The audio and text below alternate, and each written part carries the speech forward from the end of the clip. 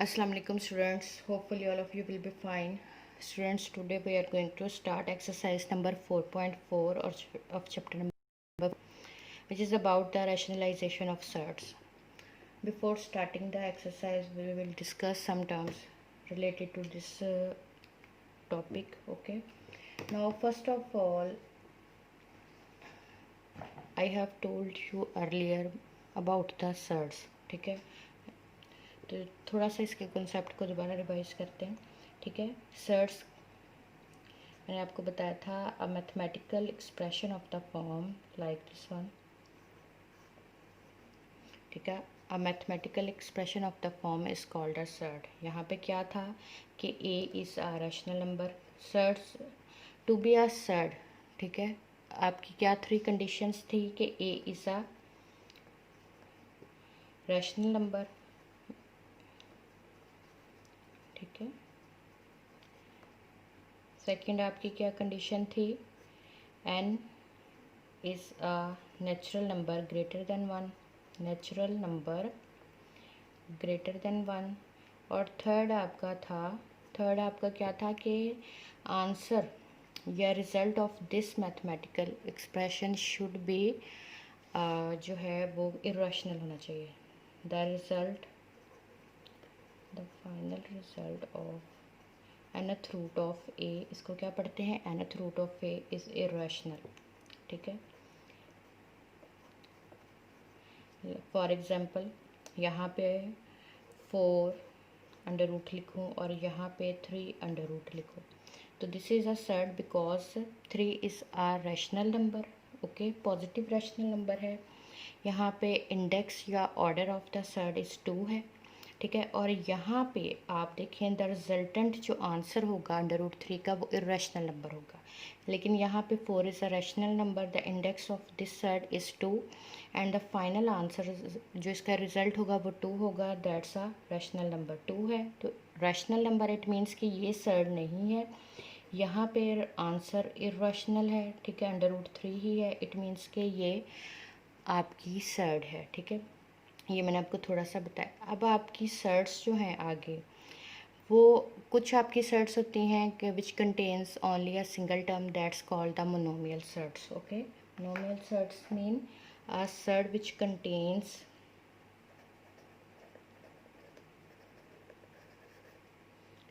a surd which contains a single term,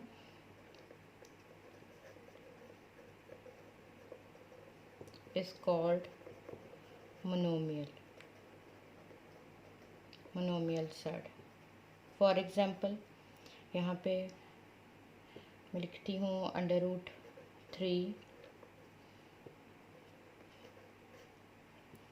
5 and यहाँ पे हम लिख लेते हैं 3 into under root 7.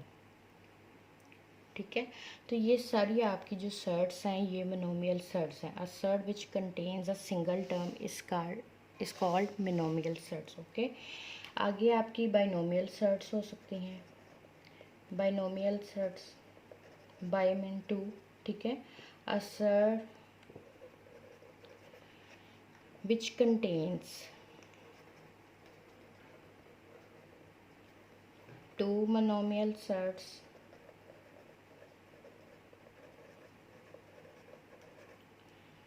which contains sum of, यहाँ पे मैं sum of 2, सम और डिफरेंस दोनों ऑपरेशन यूज़ हो सकते हैं. Surd which contain sum of 2 monomial surds and और अ सम ऑफ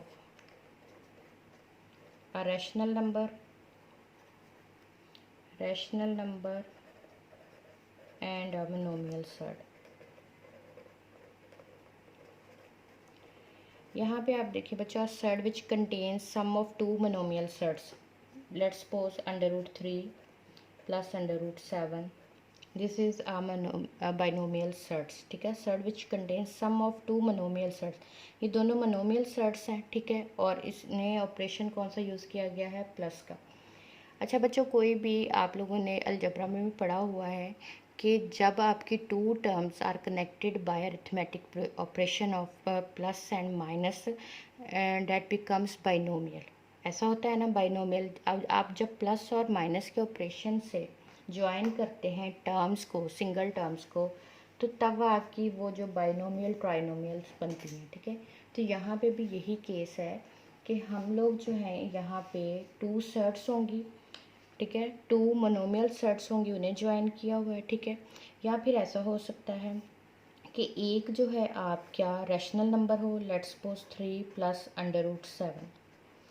एक यहाँ पे मैंने लिखा हुआ है a set which contains sum of two monomial sets, यानी टू आपकी मोनोमियल सेट्स हों, ये दोनों मोनोमियल सेट्स हैं, ठीक है। या फिर sum of a rational number and a monomial set, यानी एटलीस्ट वन भी अगर आपकी सेट होगी तो that's expression is called a binomial set, okay. तो यहाँ पे ये बाइनोमियल सेट्स की डेफिनेशन है। और एग्जांपल देख लेते हैं, 3 + 4 √7, ये भी आपकी कौन सी सेट होगी, ये आपकी बाइनोमियल सेट होगी, ठीक है।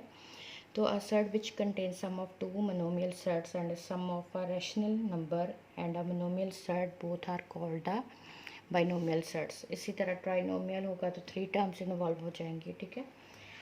अच्छा बच्चों, आगे हम जो है थोड़ा सा पढ़ेंगे कि बच्चों यहाँ पे मैं आपको बताना चाह रही हूँ कि हमेशा जो है डिनोमिनेटर में, अगर कभी भी आपका डिनोमिनेटर में, अब हमारा टॉपिक है रैशनलाइजेशन ऑफ सेट्स, कभी भी आपके डिनोमिनेटर में सेट आ रही हो, ठीक है, तो in standard form you can't write the set in the denominator, ठीक है। You have to rationalize it. Rationalize क्या होगा कि आपको पता है सेट्स जो होती हैं वो इरेशनल नंबर्स होते हैं, आप इनको रैशनलाइज करके डिनोमिनेटर से एलिमिनेट कर देते हैं to make the denominator free of any set, okay. आपने डिनोमिनेटर से जो आपकी सेट होगी उसे आपने क्या करना है, एलिमिनेट करना है, ठीक है।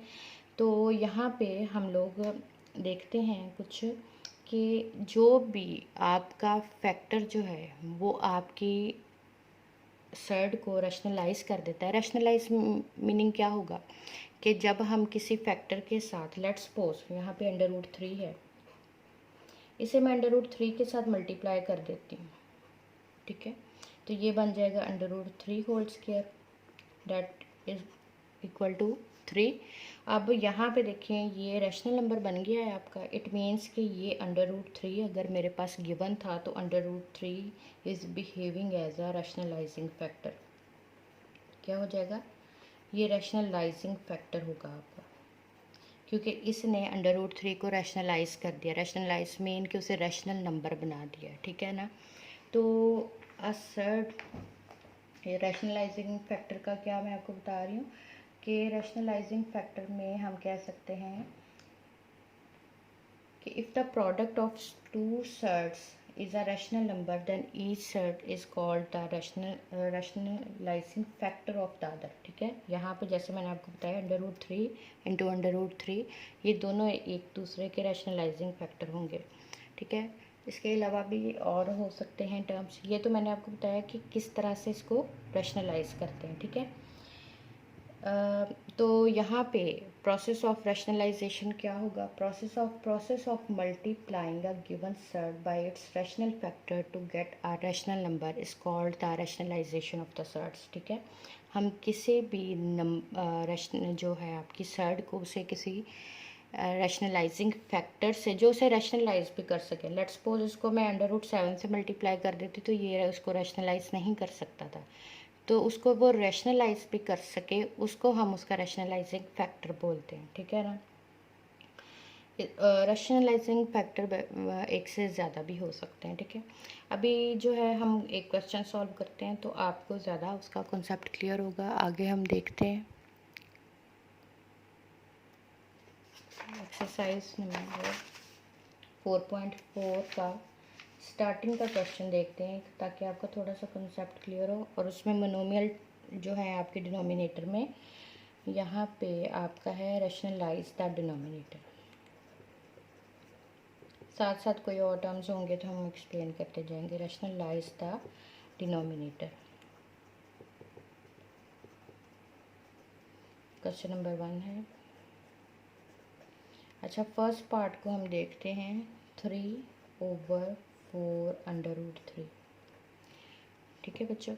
बच्चों अब यहाँ पे देखें 3/4/√3 है, तो यहाँ पे ये आपकी मोनोमियल सर्ड है इन द डिनोमिनेटर, और इन स्टैंडर्ड फॉर्म मैंने आपको बताया था you have to eliminate the surd from the denominator to make it radical free.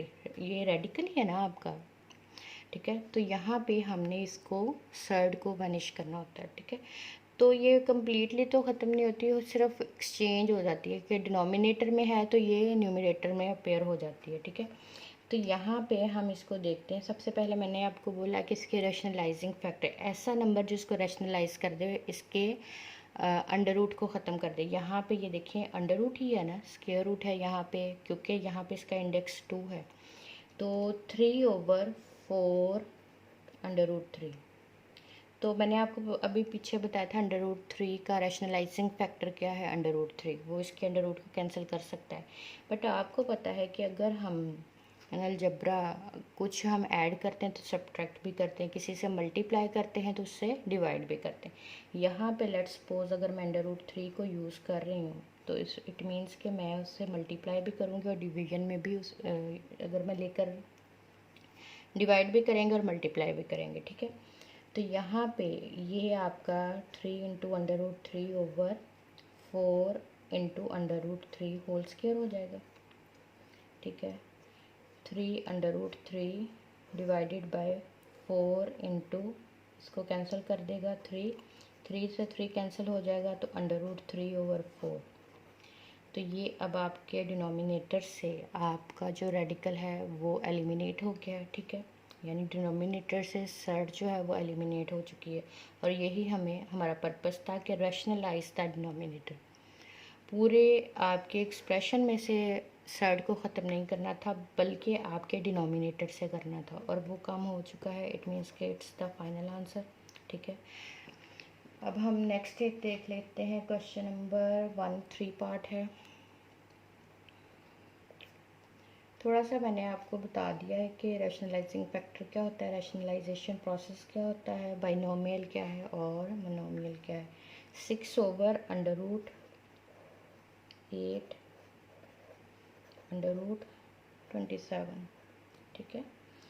अच्छा बच्चों, यहाँ पे ये देखें टू सर्ड्स हैं, ठीक है, but operation between these two surds is multiplication, इसलिए ये बाइनोमियल नहीं है। बाइनोमियल के लिए मैंने आपको क्या बताया कि 2 या more than 2 terms are connected by the sign of plus और माइनस, ठीक है, then it becomes a binomial और ट्राइनोमियल, ठीक है। तो इस केस में ये बाइनोमियल नहीं है, ये इंडिविजुअली बिहेव कर रही हैं, ठीक है। तो यहाँ पे 6/√8 को मैं लिख सकती हूँ। यहाँ पे देखें 8, 2 4s are 8, 2 2s are 4, 2 1s are 2। तो यहाँ पे इसको लिखा जा सकता है 2 स्क्वायर इंटू 2, और नेक्स्ट 27 को मैं लिख सकती हूँ 3 स्क्वायर इंटू 3। आप इसको फैक्टराइज करके भी देख सकते हो अगर प्रॉब्लम हो, ठीक है। अब आप देखें आपके डिनोमिनेटर में फैक्टर्स यूज़ हो रहे हैं 2 और 3। तो आप ज़रा देखिए कि 6 को भी आप 2 × 3 की फॉर्म में लिख सकते हैं, 3 2s are 6।